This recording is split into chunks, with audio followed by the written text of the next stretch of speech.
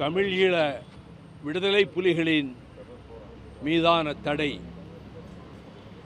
1992ஆம் ஆண்டு மே 24ஆம் தேதி அன்று மத்திய அரசு பிரகடனம் செய்ததை தமிழ்நாடு அரசினுடைய அரசிதழிலும் வெளியிட்டார்கள். 2 ஆண்டுகளுக்கு தீர்ப்பாயம் அமைக்கப்பட்டு தொடர்ந்து 2014 வரையிலும் 2 ஆண்டுகளாக இருந்தது. ஒவ்வொரு தீர்ப்பாயத்திற்கும் சென்று நான் வாதங்களை முன்வைத்தேன். அதன் பிறகு 5 ஆண்டுகள் ஆக்கப்பட்டு விட்டது. இந்த தடை 2 ஆண்டு தடை என்பது 5 ஆண்டுகள் ஆக்கப்பட்டு விட்டது.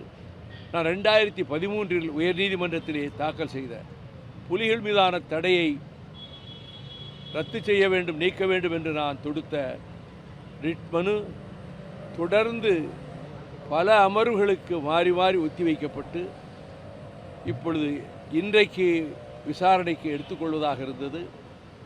ஆனால் அரசு தரப்பில் இன்னொரு தேதியாக இருந்தால் வசதியாக இருக்கும் என்று சொன்னதன் பேரில் நீதிபதிகளிடம் நானே 26ஆம் தேதி அன்று பிற்பகல் 2:15 மணிக்கு என்னுடைய ரிட் மனுவை விசாரணைக்கு எடுத்துக்கொள்ள வேண்டும் என்று கேட்டதை நீதியரசர்களும் ஒப்புக்கொண்டார்கள், மத்திய அரசு தரப்பிலும் ஒப்புக்கொண்டார்கள். ஆகவே 26ஆம் தேதி அன்று வழக்கு விசாரணை உறுதியாக நடைபெறும் என்று நான் நம்புகிறேன். இதற்கிடையில் இந்துத்துவா சக்திகளும் சனாதன கூட்டமும் ஆர்எஸ்எஸ் பயங்கரவாத கூட்டமும் எப்படி சிந்தனையாளர்களை கர்நாடகத்திலும் மராட்டியத்திலும் படுகொலை செய்தார்களோ அதே போல இப்ரான் ஹபீப் என்கின்ற 93 வயது நிரம்பிய ஆய்வாளர், சிந்தனையாளர், அறிஞர், அவர் உரையாற்றி கொண்டிருந்த மண்டபத்துக்குள்ளேயே நுழைந்து அவரை கொடூரமாக தாக்கியிருக்கிறார்கள். அவர் படுகாயமுற்றிருக்கிறார். இதற்கு என்னுடைய பலத்த கண்டனத்தை தெரிவிப்பதோடு இந்த கொடும் செயலிலே ஈடுபட்ட அனைவரையும் கைது செய்வதற்கு டெல்லி மாநிலத்தில் இருக்கக்கூடிய காவல்துறையும் மத்திய அரசுடைய காவல்துறையும் அந்த நடவடிக்கையை எடுக்க வேண்டும் என்று வற்புறுத்துகிறேன். ஆனால் மத்திய அரசு அந்த நடவடிக்கைக்கு முன்வராது. காரணம், அவர்கள் எல்லை தாண்டி போய்விட்டார்கள். கற்பனை செய்ய முடியாத அக்கிரமங்களை செய்ய துணிந்து விட்டார்கள். இந்திய அரசியல் நிர்ணய சபையில் அதனுடைய டிராஃப்டிங் கமிட்டி சேர்மனாக இருந்த பாபா சாஹிப் டாக்டர் அண்ணல் அம்பேத்கர் அவர்கள் தலைமையில் வந்தே மாதரம் என்ற பாடலை வங்கத்தைச் சேர்ந்த பங்கிம் சந்திர சட்டர்ஜி எழுதிய பாடலை தேசிய கீதமாக ஏற்றுக்கொள்வதா வேண்டாமா என்ற வாதத்துக்கு வந்தபோது பெரும்பான்மையான உறுப்பினர்களும் அண்ணல் அம்பேத்கர் அவர்களும் அதிலே 4 பாராக்கள் இந்து மத கடவுள்களை போற்றி துதித்து வணங்குவதாக இருக்கிறது. இதை கிறிஸ்தவ மக்களோ முஸ்லீம் மக்களோ வேறு யாரும் ஏற்றுக்கொள்ள மாட்டார்கள். அந்த 4 பாராவை நீக்குவது மட்டுமல்ல, மற்ற 2 பாராவையும் கூட நாட்டினுடைய தேசிய கீதத்தோடு சேர்த்து பாடுவதற்கு வழிவகை வைக்கக்கூடாது என்று முடிவெடுத்து நிராகரிக்கப்பட்ட ஒன்றை தலைமை அமைச்சர் நரேந்திர மோடி தலைமையிலே இயங்குகின்ற பாரதிய ஜனதா கட்சி கூட்டம் இந்திய நாடாளுமன்றத்தில் மிருகத்தரமான பெரும்பான்மை இருப்பதால் அவர்கள் மக்களவையில் வந்தே மாதரம் முழு பாடலும் அந்த 4 ஸ்டான்சாஸ் 4 பாராக்கள் முழுமையாக நீக்கப்பட வேண்டும் என்று அரசியல் சபையிலே சொல்லியிருந்தாலும் அவற்றையும் சேர்த்து அந்த முழு வந்தே மாதரத்தையும் எல்லா அரசு விழாக்களிலும், கல்லூரி, பள்ளிகள் உள்ளிட்ட எல்லா இடங்களிலும் ஜனகணமன தேசிய கீதம் பாடுவதற்கு முன்பு வந்தே மாதரத்தை பாட வேண்டும் என்று நாடாளுமன்ற மக்களவையில் சட்டத்தை நிறைவேற்றினார்கள்.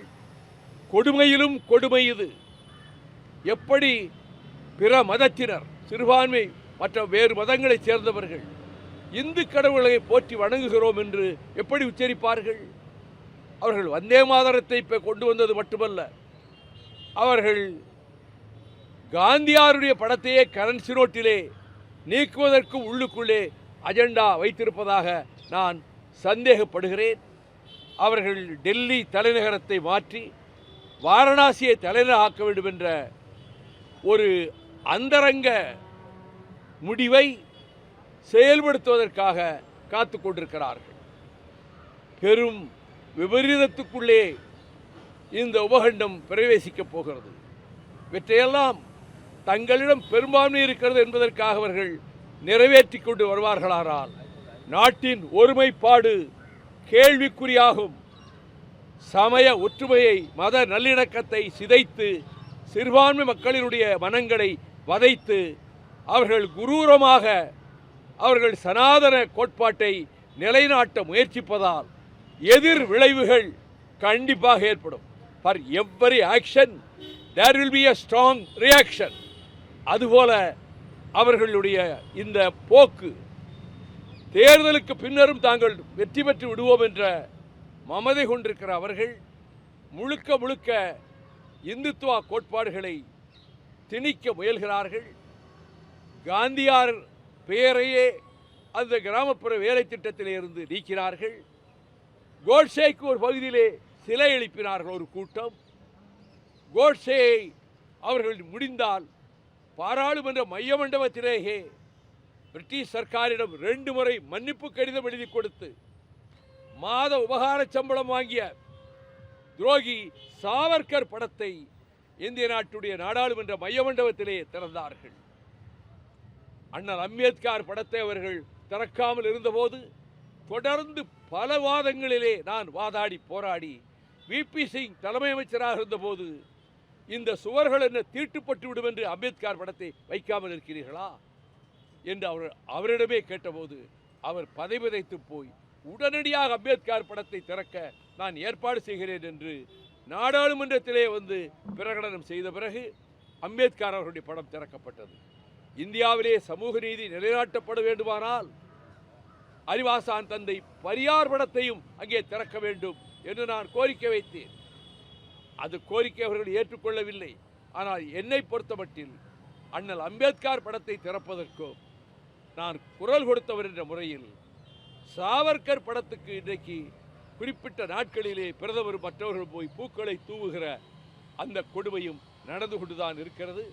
ஆனால் இவற்றை எதிர்த்து திராவிட இயக்க பூமியில் திராவிட சிந்தனை ஆக்கம் தழைத்து வளர்க்கப்பட்ட திராவிட பூமியில் பெரியார், அண்ணா, அதற்கு முன்பு நாயர் நடேசனார், பிட்டி தியாகராயர் போன்றவர்கள் உறுதியாக அமைத்த அடித்தளத்தில் இரத்தமும் கண்ணீரும் வியர்வையும் சிந்தி எண்ணற்றவர்கள் உயிர் பலியாகி பாதுகாக்கப்பட்டு வந்திருக்கக்கூடிய திராவிட இயக்க பூமியில் திராவிட இயக்கத்தையே நாங்கள் தகர்ப்போம், அதன் ஸ்பியர் ஹெட்டாக ஈட்டி முனையாக இருக்கிற திராவிட முன்னேற்ற கழகத்தை அடியோடு துடைத்து எறிவோம் என்று நாட்டின் உள்துறை அமைச்சர் அமித்ஷா அவர்கள் தமிழ்நாட்டுக்கே வந்து மமதையோடு பேசினார். தமிழர்களை எளிதில் ஏமாற்றி விடலாம் என்று கருதித்தான் மோடி என்ன செய்கிறார் தெரியுமா? பாரதியார் பாட்டுக்கள் 1-2 திருக்குறளிலே 1-2 எடுத்து இந்தியில் எழுதி வைத்துக் கொண்டு அதை வாசிப்பதன் மூலம் ஏதோ தமிழ்நாட்டுக்கு அவர்கள் தமிழர்களையும் தமிழ்நாட்டையும் மதிப்பதாக ஒரு வேஷம் போட்டுக் கொண்டிருக்கிறார்கள். ஆனால் அடிமுதல் நுனி வரை தகர்க்கிற அந்த உணர்வோடு தான் மறுமலர்ச்சி திராவிட முன்னேற்ற கழகம் உறுதியாக இருக்கிறது. திராவிட முன்னேற்ற கழகத்தோடு கொண்டிருக்கக்கூடிய இந்த தோழமை தொடர்ந்து எல்லா சூழ்நிலையிலும் எந்த சூழ்நிலையிலும் தொடரும். வருகிற சட்டமன்ற தேர்தலில் திராவிட முன்னேற்ற கழகம் தனிப்பெரும்பான்மை பெறும். கூட்டணி மிகப்பெரிய வெற்றி பெறும். மதச்சார்பற்ற முற்போக்கு கூட்டணி. அதில் திராவிட முன்னேற்ற கழகம் தனித்து பெரும்பான்மை பெற்று ஆட்சி அமைக்கும். கூட்டணி ஆட்சி என்ற பேச்சுக்கே இடமில்லாமல் போய்விடும். இதைத்தான் நான் தொடர்ந்து எல்லா நிகழ்ச்சியும் நாங்கள் எடுத்த முடிவு 8-9 ஆண்டுகளுக்கு முன்பு அதிலே நாங்கள் உறுதியாக இருக்கிறோம். அந்த உறுதியோடு திராவிட முன்னேற்ற கழகத்தோடு தோளோடு தோள் நின்று எங்கள் பயணத்தையும் நாங்கள் தொடர்வோம்.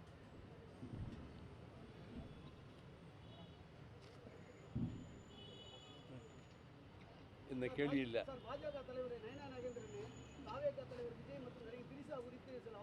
எனக்கு விஜய்க்கும் திரிஷாவுக்கும் என்னன்னு எனக்கு தெரியாது. நயினார் நாகேந்திரன் சொல்ல போய்த்தா அப்படியா இப்படி ஒரு செய்தி இருக்கா அப்படின்னு எல்லாரும் பேசிகிட்டு இருக்காங்க. ஆமாம், நயினார் நாகேந்திரன் ரொம்ப பண்புள்ள ஆள், ரொம்ப அமைதியானவர், மந்திரியாக இருக்கும்போதே நேர்மையாக இருந்தவர். அவர் இப்படி ஒரு இதை எடுத்து சொல்கிறாரா, ஏன் இதுக்காக சொன்னார்னு தெரியாது. பொதுவாக தனிப்பட்டவர்களின் வாழ்க்கையை விமர்சிப்பதை நான் தவிர்த்து கொள்கிறவன்.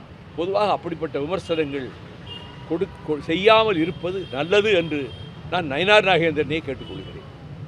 அதிமுக பாஜகவுக்கு அடிமைன்றத முதலமைச்சர் ஒவ்வொரு மேடைகள்லையும் பேசிட்டே இருக்காரு, அவதூறு பரப்புறாரு அப்படின்னு எடப்பாடி சொல்றாரு. உண்மை அவர்களுக்கு சுடுகிறது, அது அவதூறு போல அவர்களுக்கு தோன்றுகிறது.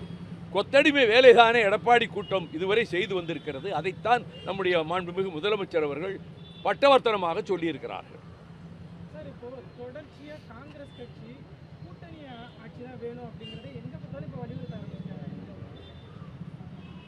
இல்லாத ஊருக்கு போகாத வழியை காங்கிரஸ் சொல்லிட்டு இருக்கு. மகளிர் உரிமை திட்டம் அது மட்டுமே எடுபடாத தேர்தல் வெற்றி பயந்து போய் எதிர்க்கட்சி கூட்டம், அதிமுக கூட்டம், முதல்வர் நாற்காலி எனக்குத்தான் சொல்லிக்கிட்டு இருக்க கூட்டம் ரொம்ப கலங்கி போயிருக்கிறாங்க. தமிழ்நாட்டினுடைய கோடிக்கணக்கான தாய்மார்கள், மகளிர் வாக்குச்சாவடிக்கு போனால் திமுகவுக்கு தான் ஓட்டு போட வேண்டும் என்பதிலே தீர்மானமாக இருக்கிறார்கள். இவங்க ஆத்திரத்தில் எரிச்சலில் அதை விமர்சிக்கிறாங்க.